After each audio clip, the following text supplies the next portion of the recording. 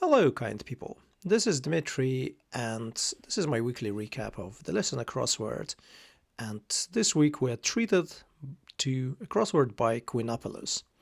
And since we have Quinapalus, I think I will need to make a detour and sort of eulogize a little bit about, Quinapalus' contributions to the world of cryptic crosswords.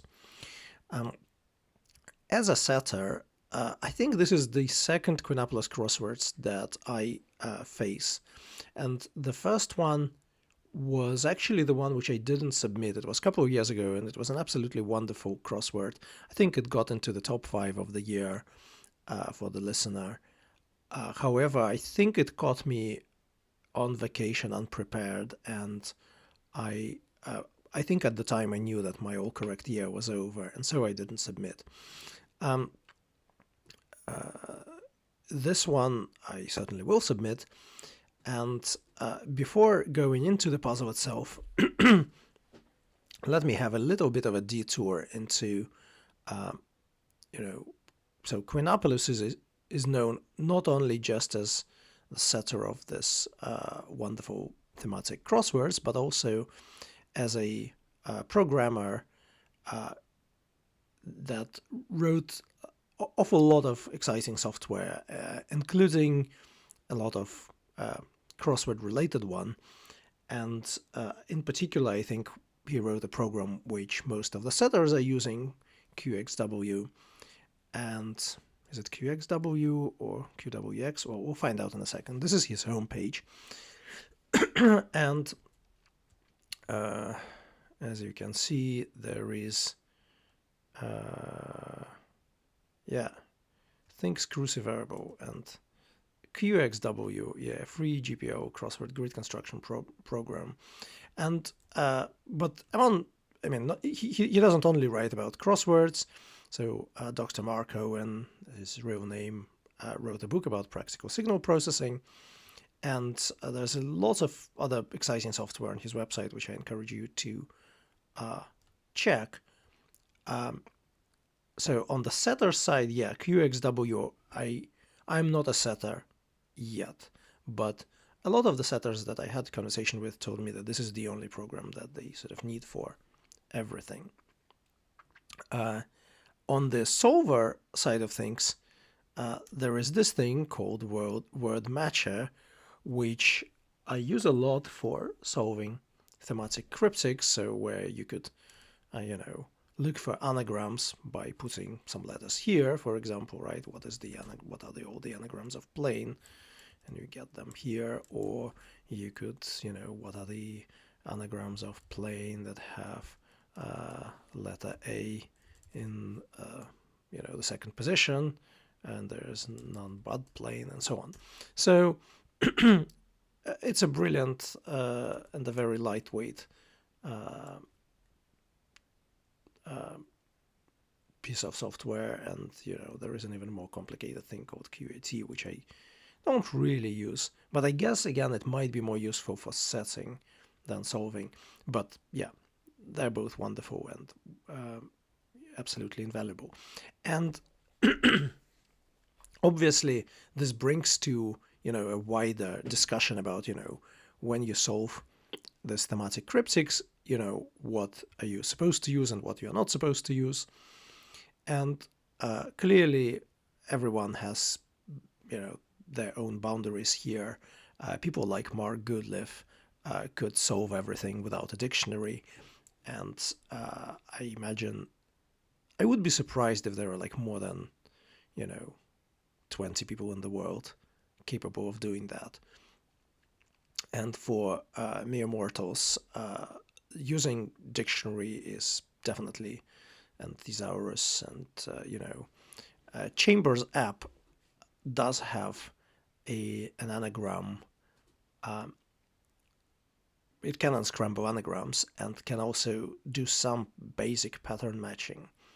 But in thematics, you often have things like, for example, extra letters, right? That you have a wordplay that results in extra letters, and so you need an anagram with extra letters. And if you have this, you can, for example, suppose we know that which words could you get by using these letters that many times, and we need to have only one extra letter, so the answer length is going to be 5, and you can see, well, that many words. And this is very helpful. And I think I'm fine with using that for thematics. In general, I'm fine with using anything for this weekend puzzles. And I think we live right now in this sweet spot where, large language models are not very good yet at solving cryptics, presumably because of the tokenizers and presumably because they operate on still, this. They're getting better, but they don't operate on a character level, right? They operate on a token level, and thus they're not very good at it yet. And so you can't just ask, ChatGPT, solve me this cryptic clue, and this is great, right? Because it's incredibly annoying when there is this lazy way of just, looking up the answer. And using these tools still requires you to, understand the clue and, know what you're looking for. So I think this is still enormous fun. And how long it will continue with the development of further machine learning, I don't really know. And I wouldn't be surprised if, not very long, and then it will be just a much more kind of process of self-disciplining yourself to, not looking up the answer and be more like Mark Goodliff. But this will be like a harder line for me personally to draw, right? Because at the moment it is a choice of, can I use all the available tools, or and I say, okay, yes, I can. But then if I say, well, I have to use some of the tools but not some other tools, this becomes a bit convoluted. So anyway, but definitely Quinapalus allows people like me who are not, championship level solvers, not by a mile, still, solve these wonderful puzzles with rewarding endgames. So back to that wonderful puzzle with the rewarding endgame. One more thing. So here we have, somewhere here on Quinapalus page, we have, what do we have here? Let's see. Concise CV. And we can get some insight about what our setter is. And he speaks English, fluent German, modern Greek and French, and, Unix geek from Cambridge and pure maths. So, and as you can see, his hobbies include playing the piano badly, music composing, arranging, listening, crossword solving, and occasional setting, Helenophilia, and that might come relevant. So let's get back to the puzzle. Okay, so it's not involved by Quinapalus. Let's read the preamble, as usual. So the preamble goes like this. 9 clues need a word removed to enable solving. With the correct permutation of each extra word's letters, they will spell out a location. Some entries contain empty cells, included in the lengths given in brackets, whose centers must be joined with straight lines. In one case, respecting an adjective spelled out by the cells visited, to show an item from a set associated with the location's proprietor. The 3 unclued entries must be completed, with 4 letters rotated or reflected and 2 others adjusted to greater quantity to produce a message connected to the location. Use capitals throughout and ignore diacritics. And if you were to, read that Quinapalus CV first and think about what that could possibly involve, you might have guessed it. So, if we need to complete some message and we need to rotate or reflect some letters, presumably that language is not going to be in Latin alphabet. And indeed it is not going to be. And I was, as a Russian, I was sort of thinking, oh, is it going to be a Cyrillic language, but alphabet? But, if you looked up that CV first, you probably would have guessed that it's going to be a Greek one instead. So anyway, and that would have made solving it much, much easier, because at the moment, as I was solving it, I struggled a little bit with the end game, but we'll get to that. So when solving, I tried, for the purposes of these recaps, recall which clues I got, the first 5 clues I got. So let me maybe just go through them and see what's going on here. So the very first clue I solved was this: drinks and stains adulterated. And I did my own PhD in Royal Holloway, University of London, which is located in Egham, just across the river from Staines, or as it is currently named, Staines upon Thames. So yeah, that's the place I know very well. So yeah, and I had a number of drinks there. But here you need to anagram the word stains, and you get tisanes, and those are drinks. And as you can see, these are 7 letters, whereas you have 8 in the entry length. And so what I do typically when this happens, and I know there is exactly 1 extra space, I put it like this. So where I know that each of the each of the cells could be an empty one, and then that will fix the possibilities for all the others. So the second clue I solved was this: stir cocoa with new stuff to get you going, and you need to anagram the word cocoa with N for new, and you get cocoon, which is I think is it a purgative? So anyway, going here means going in a lavatory sense. And then I got this one: this millet mixed with caramel, not right for majolica ware. And this is one of those composite anagrams one where you need to anagram the answer with the word caramel, but not with R, to get this word.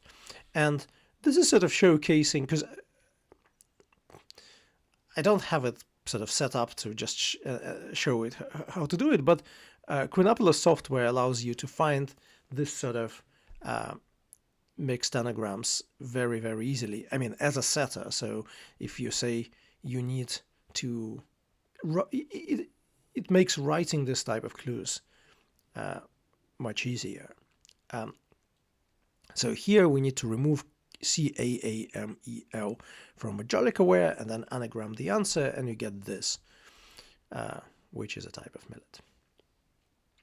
And then I got this umbellify is stewed with ales, which is another just composite, well, not composite, but you just anagram these 2 words, and so on. So far we haven't seen any clues with extra words. Let's find some of them.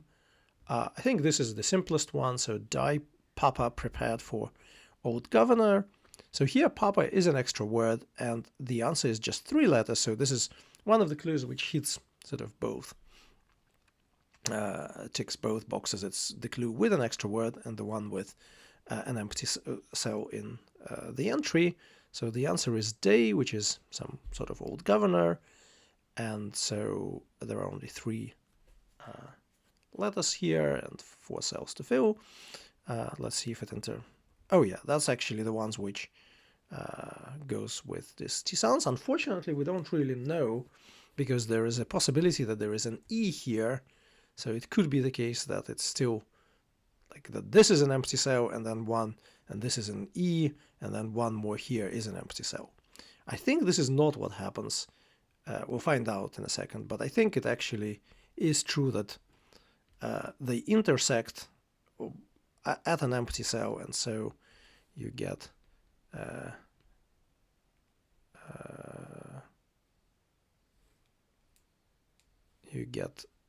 this.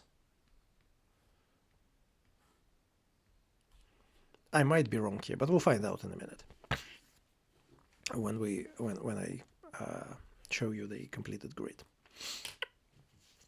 So once you do all of that, and you realize that so papa, haka, how.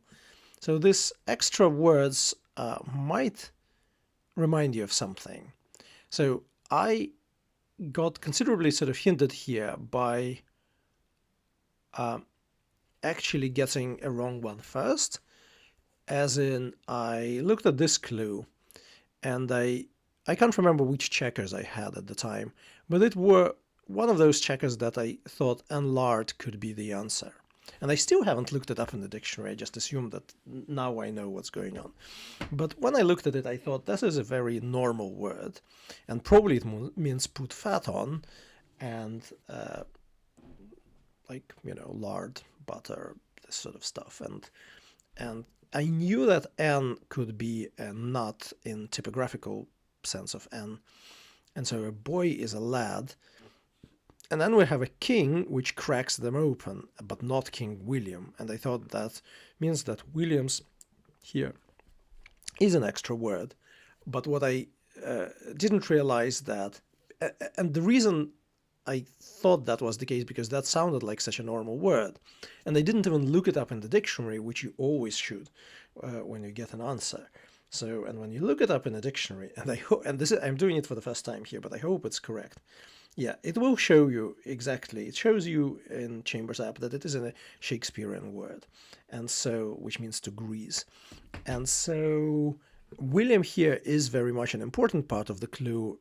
Specifically, it indicates that this is a Shakespearean word, and so it's William's put fat on. And William here is not King William, but William Shakespeare.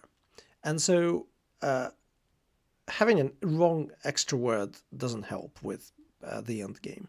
But then I found the correct one. I think at the time it took me a while to solve the clue with I think it's this clue which I didn't have, and so I didn't know where that has an extra word or not. So once you do all that, you arrive at a grid which looks like this. Yes, I was correct about Toussaint's day intersection. And when you do, you notice that, so these are the rows with unclued entries. And so presumably these are not the empty cells that we are, so they will need to be filled, or at least this is a reasonable assumption. And the others are true empty cells. And so so there is this one, there is this one, there is this one, and then there is this one. And they say that we need just to connect their centers. So if we try to connect them all, but in one case, we need to honor the adjective that is spelled. And as you can see, as you connect these two lines, it goes through the cells, and only through the cells spelling dotted. And actually here I might comment on one of the clues, because that was actually quite a tricky sort of almost trap clue where the end game helps you to solve the clue. So here, 25, I hope I parsed it correctly, I might be wrong here, but 25 down was passes uni with superficially bad grades. So the word passes has omit as one.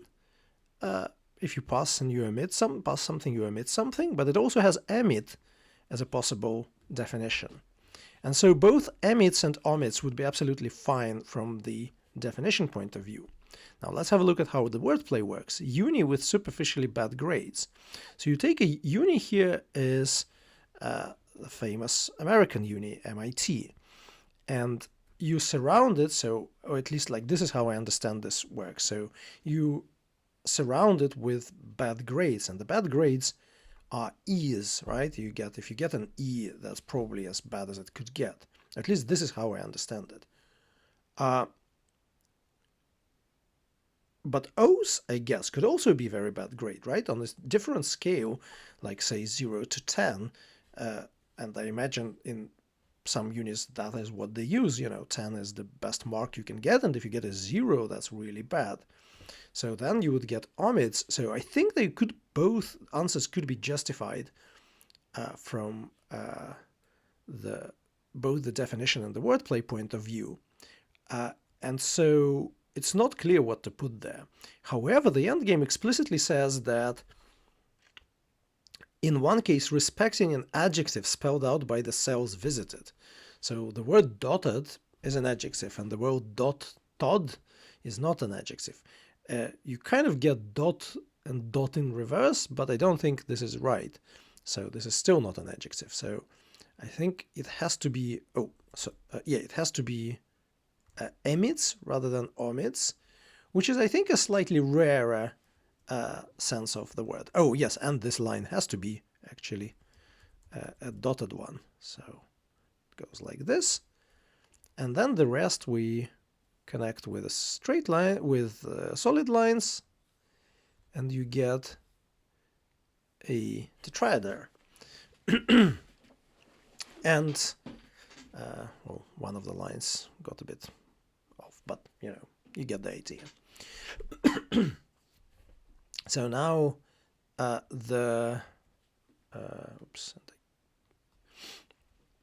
so this thing that we've just drawn is an item from a set associated with the location's proprietor. So now you have a solid body, and it is one of the Platonic solids. And so the proprietor here is Plato. And so you could have, and if that doesn't help you, then we need an extra words. And the extra words are in order: this pau, haka, papa, lap held, and so on. And we need to rearrange the letters in each of them. And there's not that many things you can do. So you get pau, haka, papa, lap held. So if you rearrange that, you could get alpha, kappa, alpha, and then you can see here there is a del, so that's the beginning of delta. What's the next one? The next one is t. So yeah, indeed, this is delta.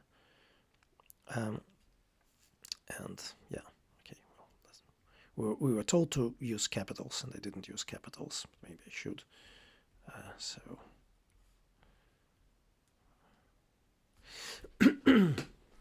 anyway, so we get the Greek word academia for Plato's Academy.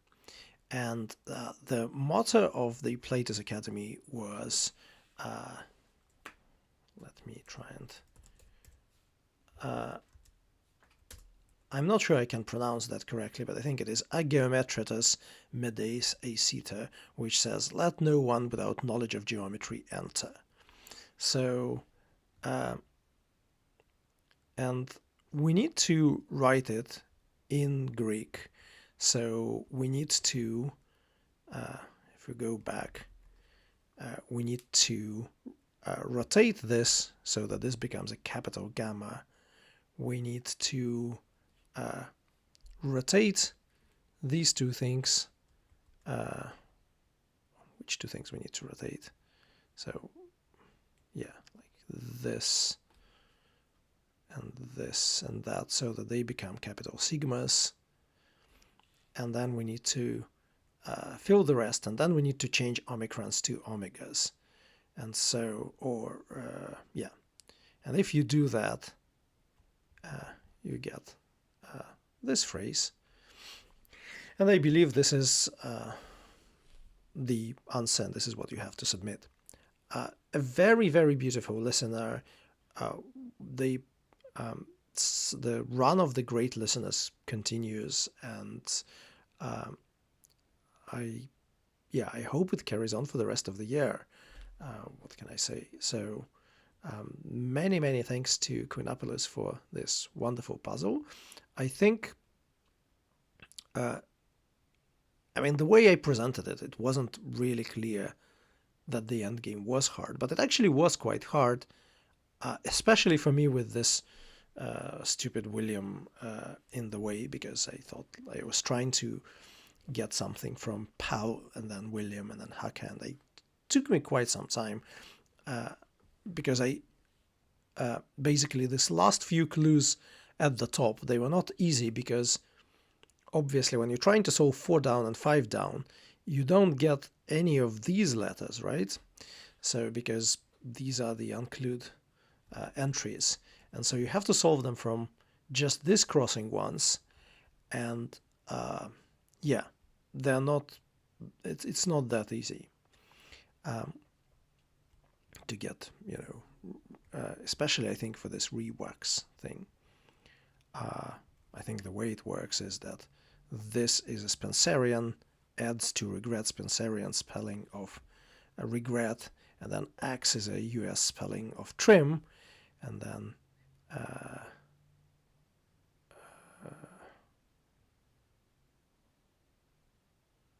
I'm not even sure why this is take more hair off, but yeah, I need to recheck the definition again, but yeah, that somehow in the end that worked. And then this oil, I think, became part of epsilon in the message. So anyway, many thanks for Quinapalus, and I hope that, I mean, probably if you're watching this, you're already using Quinapalus software, but if not, you know, give it a try. It is incredibly helpful. Thank you, and see you next week. Bye.